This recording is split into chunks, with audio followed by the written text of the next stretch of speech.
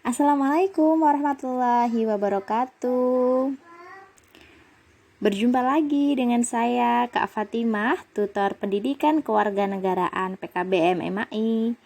Hari ini kita akan belajar mengenai norma dan keadilan. Sebagai makhluk sosial, manusia akan selalu membutuhkan orang lain sehingga masyarakat akan berinteraksi satu sama lain. Nah, tidak selamanya interaksi tersebut berjalan dengan baik karena setiap individu memiliki karakter dan kepentingan yang berbeda-beda. Hal tersebut tentunya dapat menimbulkan perselisihan di antara masyarakat. Dengan adanya norma, maka perselisihan-perselisihan tersebut dapat dihindari sehingga akan terwujud ketertiban dan kedamaian dalam kehidupan bermasyarakat. Norma merupakan aturan, kaidah atau pedoman perilaku yang berlaku di dalam suatu kelompok atau masyarakat. Sehingga apabila kita sebagai masyarakat yang baik mematuhi aturan, kaidah dan pedoman dalam berperilaku, maka interaksi sosial yang terjalin pun dapat berjalan dengan baik dan dapat menghindari konflik-konflik yang ada. Manfaat adanya norma di dalam masyarakat yaitu meningkatkan kerukunan antar masyarakat, mengurangi penyimpangan-penyimpangan yang dilakukan masyarakat, melindungi kepentingan dan hak setiap individu, menjadikan manusia yang sadar hukum dan aturan, membantu mencapai tujuan bersama, menjadi dasar hukum bagi para pelanggar aturan.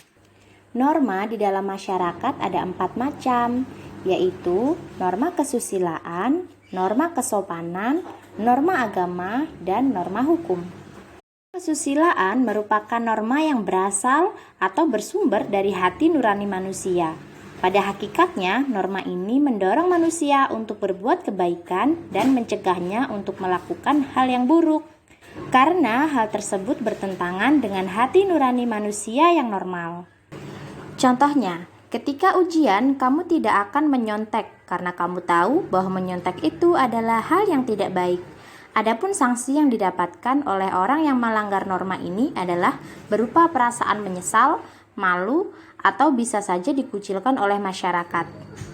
Nah, contoh pelaksanaan norma kesusilaan di dalam masyarakat adalah berkata dan bersikap jujur, meminta maaf ketika melakukan kesalahan, menghormati dan menghargai sesama manusia, membantu orang lain yang membutuhkan pertolongan, dan berbakti kepada orang tua ataupun guru. Kemudian norma yang kedua adalah norma kesopanan. Norma kesopanan adalah norma yang berhubungan dengan pergaulan manusia dan bersumber dari tata kehidupan atau budaya yang berupa kebiasaan-kebiasaan di dalam masyarakat. Norma kesopanan ini berbicara tentang hal yang pantas dan tidak pantas untuk dilakukan, sehingga kita mengetahui adanya perbuatan sopan dan tidak sopan.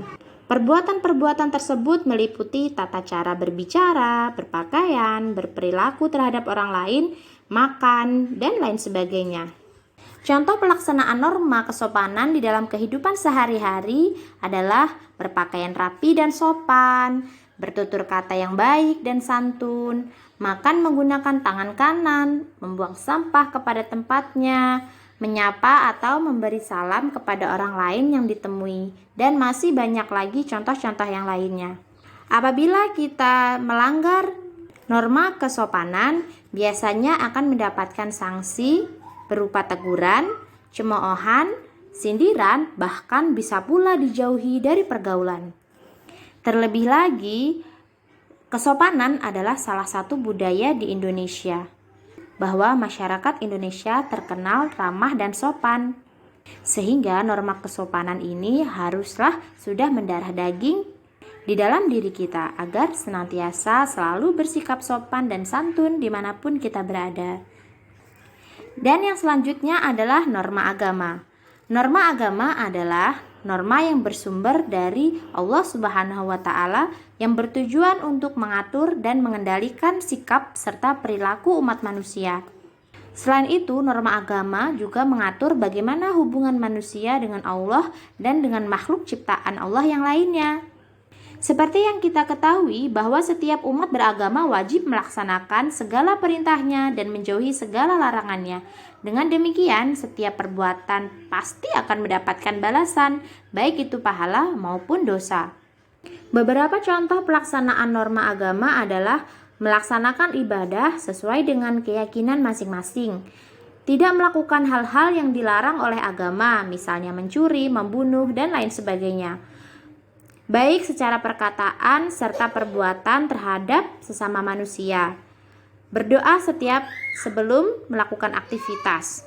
Menghargai keyakinan orang lain dan tidak memaksakan orang lain untuk mengikuti keyakinan kita. Menjalankan setiap kewajiban-kewajiban kita terhadap agama kita, melaksanakan ibadah dengan baik, menjauhi larangan-larangan yang Allah berikan. Maksudnya, menjauhi larangan-larangan dari Allah dan senantiasa selalu bertakwa kepadanya. Nah, di Indonesia ada beberapa agama yang diakui, yaitu ada agama Islam, Kristen, Katolik, Kristen Protestan, Buddha, Hindu, dan Konghucu. Nah, sumber norma agama di setiap agama itu berbeda-beda, disesuaikan dengan kitab dan ajarannya masing-masing, sehingga kita harus saling toleransi dan menghargai agama orang lain. Selanjutnya adalah norma hukum. Norma hukum merupakan aturan-aturan yang dibuat oleh badan-badan resmi negara mengenai tingkah laku manusia dalam pergaulan di masyarakat. Nah, norma hukum itu berbeda dengan norma-norma yang lainnya, karena norma hukum bersifat memaksa dan mengikat, sehingga setiap warga negara wajib untuk mematuhinya tanpa terkecuali.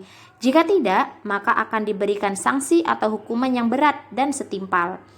Sanksi norma hukum sendiri bersifat jelas, tegas, dan konkret. Misalnya, berdasarkan Kitab Undang-Undang Hukum Pidana atau KUHP, orang yang mencuri akan dijatuhi hukuman pidana maksimal 5 tahun penjara dan atau serta denda berupa uang. Sebagaimana tercantum dalam Undang-Undang tahun 1945 pasal 1 ayat 3 yang berbunyi bahwa negara Indonesia adalah negara hukum, maka norma hukum pun mutlak adanya. Dengan adanya norma hukum, maka ketertiban dan keamanan dalam kehidupan bernegara pun akan terjamin.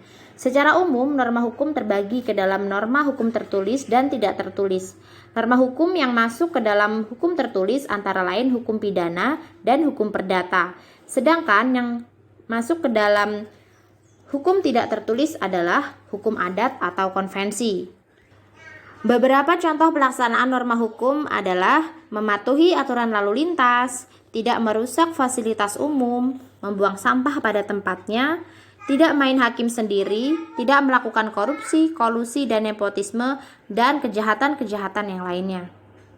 Apabila warga negara Indonesia melanggar norma hukum, maka mereka akan langsung mendapatkan sanksi yang mengikat dan dipaksa, baik itu sanksi pidana, perdata, ataupun hukum adat yang berlaku. Sehingga sebagai warga negara yang baik, kita harus patuh terhadap aturan-aturan yang ada di Indonesia. Berikut adalah pengertian dan macam-macam norma yang sudah kita pelajari. Pada dasarnya, kita hidup di dunia ini penuh dengan aturan-aturan dan kaidah yang harus kita jalani. Apabila kita sudah menjalankan norma-norma tersebut dengan baik, insya Allah hidup kita akan menjadi tenang, nyaman, damai dimanapun kita berada. Dan sebaliknya, apabila kita melanggar aturan-aturan yang ada, kita pun harus siap dengan sanksi yang berlaku. Karena setiap perbuatan yang kita lakukan harus dipertanggungjawabkan dengan baik. Semoga kita senantiasa menjadi manusia yang bermartabat, yang bermanfaat untuk orang lain, untuk bangsa, negara, dan agama. Nah, menurut kamu, seberapa penting kita harus mempelajari norma-norma dan menjalaninya dalam kehidupan sehari-hari? Kamu bisa menjawabnya di kolom komentar di bawah ya. Semoga ilmu yang kita pelajari hari ini bermanfaat untuk kita semua. Sekian dari saya, terima kasih. Assalamualaikum warahmatullahi wabarakatuh.